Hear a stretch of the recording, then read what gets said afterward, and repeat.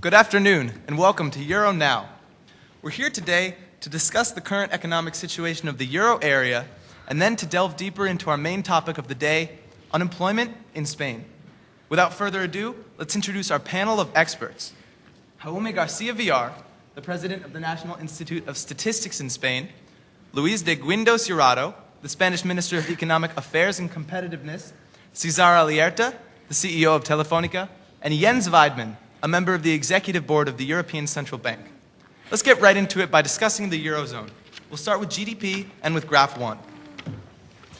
No, Mr. Jurado, would you mind? not at all. The Eurozone has experienced an improving GDP growth rate of 1.5% in the 2015 fiscal year.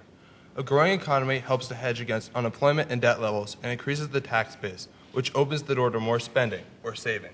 On top of this, increased GDP growth works to bring unemployment down and inflation up, two things the Eurozone is in dire need of. Thank you. Moving on, debt is the main issue that led many countries into austerity and has been a key point of conversation since the ongoing 2012 debt crisis. Despite the master criteria of a 60% debt to GDP ratio, the vast majority of Eurozone countries maintain debt to GDP ratios well above the mandate, and it is ever increasing, as we can see in Graph 2. Could someone expand on how debt is affecting the Eurozone today? Of course. High debt increases bond yields, can restrict the ability of a government to effectively institute fiscal policy, and runs the risk of crippling an economy. However, Mr. Weidmann, it is clear that many nations need to take on debt in order to fully rise from economic recession. We've seen this in many countries dragged down by austerity measures in the wake of the financial crisis. Austerity is adding weight onto a sinking ship. Implementing austerity during a time of recession contradicts Keynesian economic theory to spend your way out of recession and save your way out of growth. Shifting gears, controlling inflation is the ECB's single mandate. As you can see in Graph 3, inflation in the Eurozone has been dangerously low for the past 2 years, flirting with and currently in deflation. Currently, the Eurozone inflation rate sits at about negative 0.1%, drastically below the ECB target of around 2%. Deflation is a self-perpetuating cycle which can put a downward pressure on consumer demand and increase debt burdens. What are some possible explanations to these rates of deflation? Well, the recent deflation in the Eurozone can be partially attributed to the shock that energy prices have experienced. The United States and OPEC nations, specifically Saudi Arabia, created a high supply of oil, causing the price of oil to plummet. Oil's effect on inflation is evident in the Eurozone's positive 1% core inflation rate compared to their negative headline inflation rate. Europe has also been suffering from chronically low consumer demand and investor confidence, which lowers overall economic activity and pushes inflation down. Another reason for low inflation in Europe is that many of the Eurozone imports are supplied by China, which accounts for 20.3% of Eurozone imports and 9.5% of exports. With the yuan devalued, production costs in China go down, which lower the prices of Chinese exports and put downward pressure on European inflation. With these factors, inflation has recently dipped into the negatives. To combat this, the ECB has increased its quantitative easing program from 60 billion euros a month to 80 billion euros a month. They've also lowered their main refinancing rate to 0%, and their deposit rate now sits at negative 0.4%. This aggressive monetary policy should drive inflation up. In fact, we project inflation reaching 1.8% by 2020. In addition to maintaining price stability, the unemployment rate indicates the success of an economy. If we could turn to Graph 4, we can see that the Euro area unemployment rate sits at 10.3%, on its way down from 11.2% at the same time last year. This trend bodes well for the overall health of Eurozone economy, but unemployment has been prolonged. How has the job climate in the Euro area influenced the social and political climates? When economies go bad, either with uncontrollable inflation or very high unemployment, the people react. In Europe, we've seen riots and a rise in nationalism in response to austerity. To the question of the job market specifically, the ILO has found that insufficient economic growth and high unemployment rates lead to an increase in social unrest, a composite index on national social health. With the ongoing migrant crisis and tensions already running high, the possibility for outside competition for jobs could bring things to a boiling point. The social implications of the state of the Eurozone economy are definitely large. Back to unemployment in the Eurozone, what is driving it down? Falling unit labor cost is certainly a core driver of this downward unemployment trend. The labor market in peripheral Europe especially has decreased wages, increasing competitiveness in the process. This competes with the rest of more productive Europe. Furthermore, the low interest rate set by the ECB has served to increase economic activity, working against the unemployment rate. Mr. Weidman, what are some economic implications of a decreased unemployment? Unemployed persons that find jobs go from being supported by the government to providing revenue for the government. If you look at graph 5, you can see that consumer spending and unemployment are inversely related. The decreasing unemployment serves to increase consumer demand and stimulates the economy. In addition, the lower unemployment helps to combat against public unrest and crime rates, to Mr. Villar's point. Thank you. Now that we have an overview of the Eurozone, let's take a deeper look at tackling high unemployment in Spain with graph 6. Mr. Jurado, what does unemployment look like in Spain? As we can see in the graph, the Spanish unemployment rate follows similar trends to the euro area unemployment rate, but with a vast difference in the numbers. The Spanish unemployment rate is at 20.4% as of February 2016. This is the second highest rate in the euro area, but in the last 3 years it has fallen over 6%. The ECB's Euro 2020 plan projects the Spanish unemployment rate to fall to 16% by 2020. This projection is not ideal. Therefore, employment growth needs to be addressed. What systems already in place are bringing Spanish unemployment down? We've seen GDP growth and a fall in unemployment. Although investment is weak, it is improving. This displays that Spain has endured and is still enduring heavy labor market reform. We gave companies more flexibility to set wages and working conditions themselves, rather than a sector-wide compromise. We made it easier to dismiss workers and reduce the corporate tax rate from 30% to 28% in 2015. This gives businesses more money to spend, to hire, and to create. Why was reform necessary? What led Spain to have such high unemployment? Well, it certainly did not help that Spain had no control over its own monetary policy. Spain needed more aggressive expansionary monetary policy to rise from recession. And even with interest rates going to zero, the stimulus was too little, too late. However, Mr. Alierta, Spain did have the ECB to fall back on and enjoys increased stability for being a member of one of the world's largest collective economies. Having one currency among a wide variety of countries, there's price transparency and no transaction costs. This increases competition and the quality of the goods to the consumer. Being a member of the Eurozone and more broadly the European Union, member nations enjoy the free movement of goods, services, labor, and capital. Returning to the root of Spain's high unemployment, the Spanish economy was overly reliant on the housing market and created a bubble. Spain was accounted for 10% of the European Union's GDP, but accounted for 30% of all the homes built in the EU. Additionally, Spain experienced the largest influx of immigrants in any European country in the shortest amount of time, from 900,000 immigrants living in Spain in 1995 to 5.7 million in 2012. With the housing bubble collapse of 2008, a majority of the jobs in the construction sector were lost, with a disproportionately large impact on immigrants. According to the OECD, the Spanish foreign-born unemployment rate was 8% higher than the overall unemployment rate for 2014. Mr. Villar, what is the current state of the construction and housing markets in Spain? The bubble left 3.4 million homes unoccupied in Spain, making up a third of all vacant homes in Europe. If we could turn to graph 7, we can see that new construction has plummeted and unemployment has subsequently risen. To re-energize construction and construction jobs, foreign direct investment can be looked at. Absolutely. FDI is essential to connectivity between nations as well as trade and employment, and it is an overall driver of growth. To stimulate FDI in Spain, we can reinstitute green energy initiatives that were cut during austerity. After Spain cut energy subsidies, no new wind capacities were installed, and solar power farms lost 15% to 50% of revenue. Spain's geography of sunny and windy coasts is ideal for renewable energy production, and with stable energy prices, we can get a driver of investment. And in today's volatile energy market, we can set Spain apart with low, stable prices while making Spain a leader in the long-term clean energy sector. Additionally, 31% of electricity in Spain is produced using fossil fuels, subjecting Spain to changes on oil prices on top of the already high energy prices that we can see in graph 8. Reducing energy prices would increase Spain's competitiveness, which currently ranks 27th among developed nations, and would stimulate FDI. Energy is a key part of infrastructure. In the short term, we provide direct government spending, which creates jobs and stimulates the economy. In the long term, the improved energy infrastructure helps to strengthen the backbone of Spain's economy, allowing for future growth. Energy spending would be a publicly supported policy that improves the environment and is directly outlined in the ECB's Euro 2020 plan. Yes, but debt is the biggest concern for this proposed spending. If the government is seen as irresponsible, high bond yields could be calamitous. True, but as we can see in graph 9, the Spanish 10-year bond currently yields 1.52%, down from 2.4% in July of 2015. Investors can see that Spain is on the road to recovery, and that this proposed spending would be another step in the right direction toward meeting its projected growth rate of 2.6% for 2016 with a manageable unemployment rate. Thank you.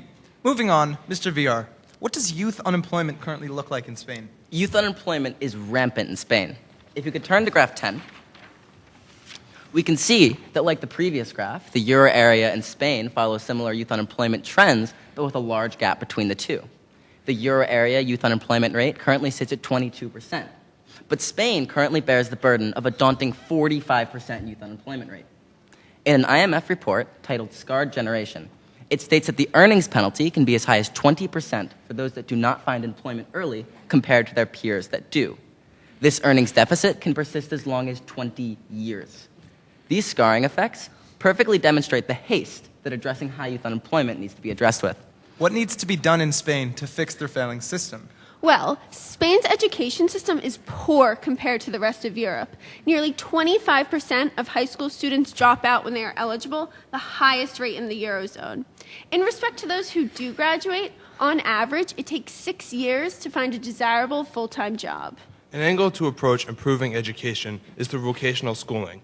Dual apprenticeship is a form of vocational training in which high school graduates intern at a private business while still attending university. In Germany, 60% of high school graduates participate in this program. Students leave with no debt and most leave with jobs, as evidenced by Germany's 6.9% youth unemployment rate. Expanding hands-on vocational schooling in Spain will directly address Spain's high youth unemployment rate by expanding educational opportunities and increasing Spain's labor force competitiveness. Continuing on the pertinence of addressing high youth unemployment through education, Spain is currently experiencing a language barrier that is serving as an obstacle to growth. If we could turn to graph 11, we can see that only 22% of Spanish citizens can speak English, the lowest percentage in the euro area. English provides business flexibility and opportunities, and we must equip our young people with the skills to succeed. Those with exceptional English compared to their country's average earned 30 to 50% higher salaries. All of these plans are definitely important for bettering Europe's economy. But if we want the policy decisions we suggested today to work, we must increase our competitiveness to attract businesses and create job openings for a better equipped workforce. Infrastructure and stronger education programs are key to increasing competitiveness, but on their own, they are not enough. We must further the corporate tax rate and dismissal costs and put more power in the hands of the employer. In order to keep businesses in Spain and attract new businesses to Spain, we need a tax incentive for SMEs. In Spain, where 75% of businesses fall into this SME category, this tax break would give a subsidy for businesses for each new hire. It would create job openings now, and it would create a stronger labor force. It would be very similar to the successful Jobs Act instituted in Italy that created jobs in up-and-coming markets. The proposed subsidy for new hires for SMEs by Mr. Jurado would be perfect for allowing Spain to grow into a more skilled labor force and would address some of the brain drain that Spain has experienced as of late. To Mr. Alierta, however, I disagree. Further deregulation is not what Spain needs. To keep the most productive workers we have, it is essential to maintain some protections and not double back on our values. Well, that about wraps our time up. We've studied the economies of the euro area and Spain and offered solutions to the country's high unemployment. To combat high unemployment, Spain should increase education funding in order to create new vocational training and invest in a better language system. In addition, Spain should invest more into green energy and give SMEs incentives to hire through subsidies. All these plans will work to increase Spain's global competitiveness and allow Spain and its labor market to fully emerge from the economic downturn. Thank you for watching.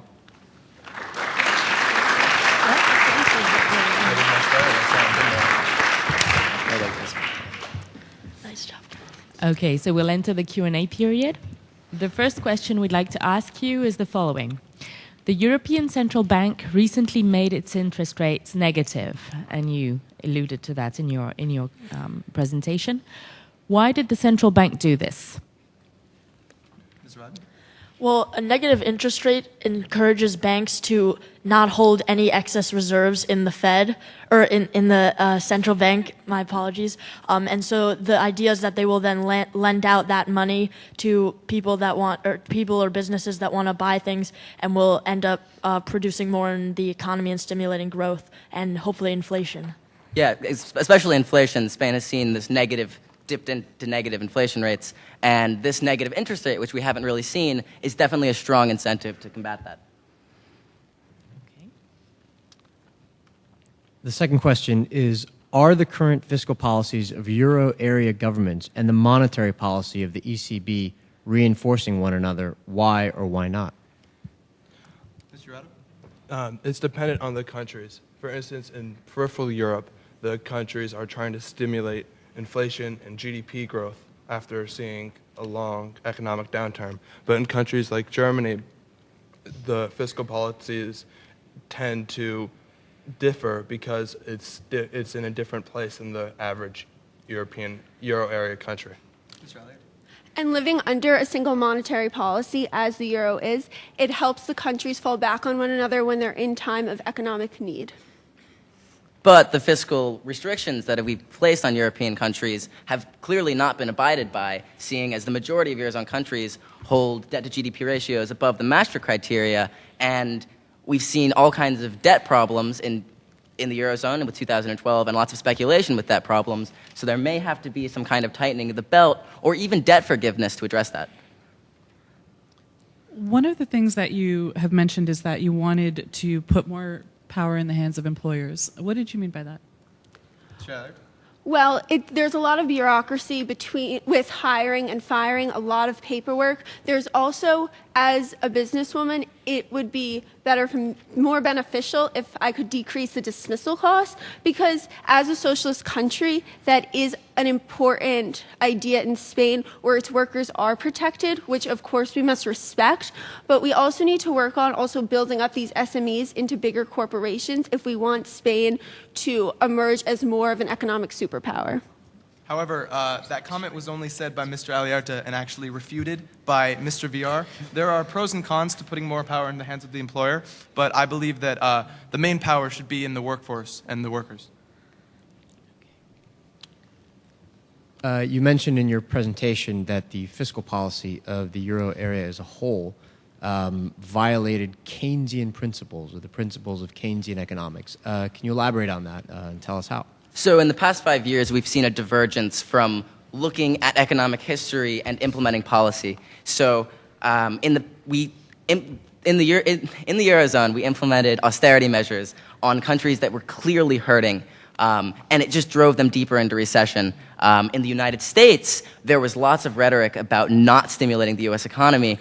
In the end, we made the right decision. We had a over $1 trillion bailout package, which created a large amount of economic growth. The same principle should be applied here in the Eurozone. Ben Bernanke especially, sorry, not Ben Bernanke. Mario Draghi. Mario Draghi supports some kinds of fiscal expansionary policy. Sometimes monetary policy is not enough. Okay, just following on that theme, in one of your charts, you showed that the debt to GDP ratio in the euro area is kind of leveling off right now. Does it mean that austerity is over? We still are seeing countries trying to implement tightening restrictions on countries that are receiving debt, specifically in Greece. Spain recently missed their target of a 3% deficit GDP to budget deficit. And Spain is growing at a faster rate than any other Eurozone economy because of that. So we're still seeing austerity policy dominating the rhetoric. You discussed quite at length the importance of the implosion of the Spanish housing market and why the implosion of that market had such a vicious effect on the rest of the economy. Can you just talk about the relationship between the housing market in Spain and the rest of the economy, both before and after it imploded? Mr. Villar? So the housing market explosion in Spain was a multi-layered problem that showed a lot of the core problems with the Eurozone and in Spain in particular. So a huge contributor to that was that when Spain entered the Eurozone, their borrowing costs suddenly became very, very low. They were treated like Germany. They had the same bond yield rate, and that contributed to the over-availability of capital that, met with over-leveraged banks, created a huge housing bubble. In Spain in particular, there was a high level of corruption. There were contractors who were building towns without utilities. So the housing bubble built up to the largest extent of Spain, as we referenced. Spain was at a very disproportionately large, to an extent, was participating in that bubble. It crashed and brought Spain's economy down with it. And Spain's economy can still feel the effect of the housing bubble crash, as clearly evidenced from the 3.4 million unoccupied homes, as well as the thousands of workers who were put out of work. One of the things that Spain has been struggling with, besides youth unemployment, is that among the people who are more educated, there's been a brain drain in the country, leaving for other Eurozone countries to find work. How would you solve that under your plan? Mr. Elliott? Well, with our proposed wind subsidies and new green energy, this will work as it will be desirable for big corporations to go into Spain. Also, with our vocational schooling, it's specifically for corporate and business jobs. So we're creating a new generation of people that are ready to work in the business world. Yeah, and part of the investment in education is definitely focused on having skilled workers in Spain for the future. And hopefully the workers who have left Spain can see Spain is on the rebound with a positive GDP growth rate, and that they can start more businesses and will have more freedom and more competitiveness in the rebounding country. Just to follow on this question of apprenticeship, sometimes it's hard to sell apprenticeship versus a college degree. How would you go about doing that? Well, it comes with a college degree. It helps pay for the college degree that you earn. So in Spain, where lots of people are dropping out and not going to college, this is an incentive to go. On top of that, giving young people in a country where there's a 45% youth unemployment rate a great opportunity at a job is certainly something that would be attractive. And while this plan isn't foolproof, it has been demonstrated in Germany, which has been widely successful. Going back to our discussion about negative rates, you mentioned how they might have a positive impact, spurring growth and inflation. Do you think there are any potential drawbacks to negative rates? Mr. Vadman? Well, obviously, if banks are forced to lend out as much money as they can, they may be incentivized to loan out subprime rates.